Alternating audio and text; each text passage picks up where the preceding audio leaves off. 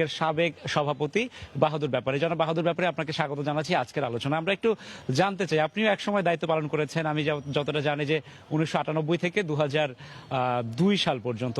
আপনি যদি আমরা এই দীর্ঘ পথ পরিক্রমা অর্থাৎ 72 বছরের পথ পরিক্রমার যদি মূল্যায়ন করতে বলা হয় আপনাকে, আপনি কিভাবে মূল্যায়ন করবেন? জয় বাংলা। কৃতজ্ঞতা শ্রদ্ধা বঙ্গবন্ধুর প্রতি, কৃতজ্ঞতা দেশরত্নর প্রতি, কৃতজ্ঞতা ও শ্রদ্ধা হাজার ছাত্রলীগের নেতাকর্মীর জীবন এবং রক্তের বিনিময়ে ছাত্রলীগ আজকে এই জায়গায় অবস্থান করছে।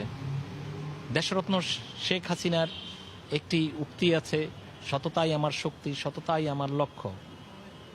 এই সততার মধ্য দিয়ে বাংলাদেশ ছাত্রলীগ যেই সত্যকে অনুধাবন করেছিল 48 সালের 4 জানুয়ারি জাতির জনক বঙ্গবন্ধু শেখ মুজিবুর রহমান বাঙালির জাতিসত্তার একটি রাষ্ট্র প্রয়োজন, জাতির পরিচয় দরকার, সেই চিন্তাকে সামনে নিয়ে ছাত্রলীগ প্রতিষ্ঠা করেছেন। সেই স্বপ্ন বাংলাদেশে বাস্তবায়িত হয়েছে।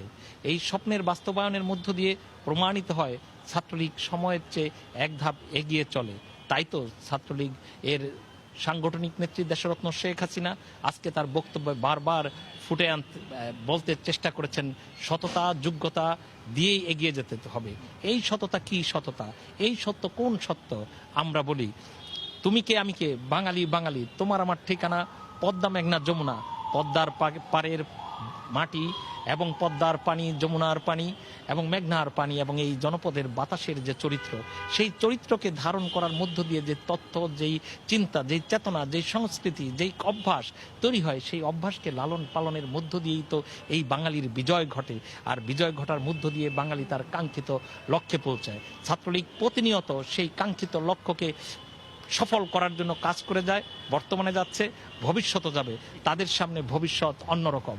একটু আপনি যেমনটা বললেন যে প্রধানমন্ত্রী শেখ হাসিনা আজকের যে পুনর্মিলন অনুষ্ঠান ছিল সেখানে কথা বলেছেন, সেখানে কিন্তু তিনি এও বলেছেন যে আচার আচরণে মানুষের আস্থা অর্জন করতে হবে।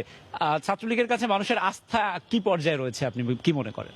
ছাত্রলীগের প্রতি এই তো মানুষের আস্থা, যার প্রতি মানুষের আশা থাকে, আকাঙ্ক্ষা থাকে, তাকে নিয়েই তো কথা বলে।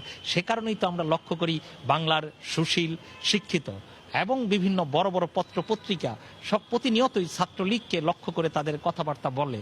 ছাত্রলীগ একটি নবীন এবং শিক্ষানবী সংগঠন, তারা প্রতিনিয়তই শিখতে থাকে, কাজ করতে থাকে। তাদের বিচার এবং তাদের সমালোচনা করার দায় দায়িত্ব যদি এই বাংলার বড় বড় গণমাধ্যম এবং শিক্ষিত সুশীলরা নেয়, তাহলে সেই মানদণ্ডে বিচারটা ঠিক হয় না। ফলে বলেন, একটু যদি ছোট করে বলতেন যে বঙ্গবন্ধু যে আদর্শে এই সংগঠনটি গড়ে তুলেছিলেন সেটা কতটুকু ধরে রাখা সম্ভব হয়েছে, একটু ছোট করে বলবেন। বঙ্গবন্ধু সকল সময়ের চেয়ে এক ধাপ এগিয়ে চলতেন। 48 সালে যখন উনি ছাত্রলীগটা প্রতিষ্ঠা করেন, তার চোখে মুখে 69, 70, 71 এবং বাংলাদেশের জন্ম ছিল।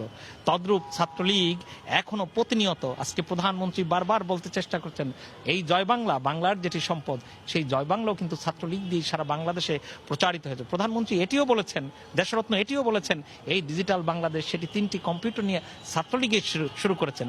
প্রধানমন্ত্রী বারবার বলতে চেষ্টা করেছেন বাংলার দুর্যোগের সময় ছাত্রলীগ বারবার এসেছে।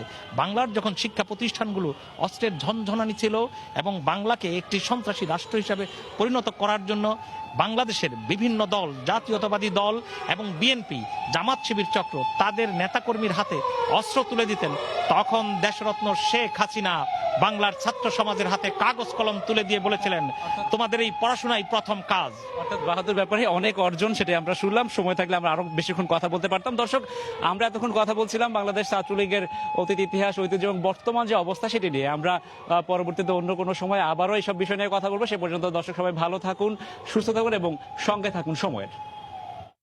আমরা সরাসরি ছিলাম রাজধানীর ধানমন্ডিতে। ছাত্রলীগের সাবেক সভাপতি বাহাদুর ব্যাপারী কথা বলছেন।